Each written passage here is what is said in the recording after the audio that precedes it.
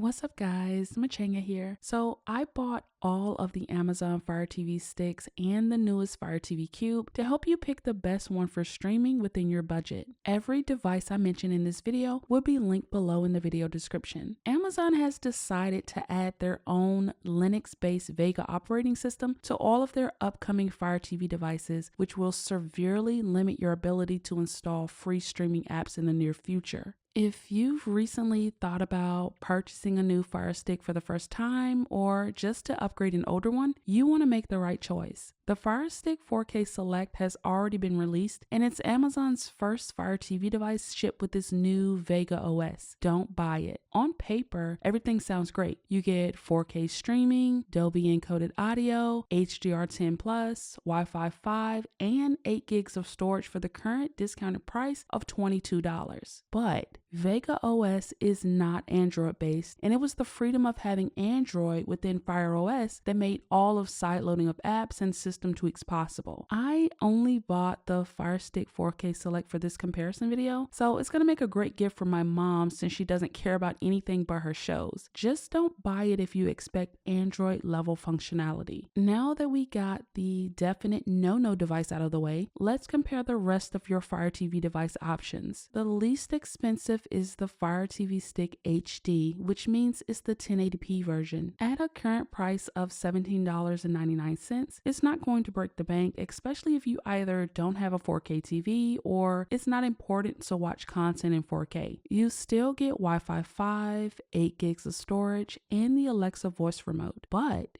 before you settle for just HD, you can grab the Fire TV Stick 4K Plus for $24.99. The value gets even better if you have an older Fire Stick to trade in for 20% off. The Fire TV Stick 4K Plus is the replacement for the previous Fire TV Stick 4K. The most notable changes are the addition of Dolby Atmos audio, Wi-Fi 6, compatibility with Alexa Plus, and live picture-in-picture. I have no complaints about the overall functionality and user experience. It's actually really good. You can install a bunch of apps within the capacity of the internal 8 gigs of storage, and it's still running Fire OS, so you're not getting blocked by Amazon's transition to Vega. If I had to point out a con, this con applies to the full range of Amazon Fire TV devices. You cannot uninstall the Amazon bloatware that comes pre-installed. Saving space on the Fire Stick is so important since it impacts how well your apps run. But there's another option. Every TV in my house currently has the Fire Stick 4K Max attached. If you want an upgrade on all levels, this is the one you want. Today, it only costs $34.99, and you can get an additional 20% off if you trade in your old Fire Stick or Fire TV. Many people may not think about the processor of their Fire Stick in terms of gigahertz, but that's actually a standout feature of the Fire Stick 4K Max. It's more powerful, it has more storage with 16 gigs instead of the usual 8, it supports Wi-Fi 6E, which I have routers for, and it comes with the new Fire TV Ambient experience.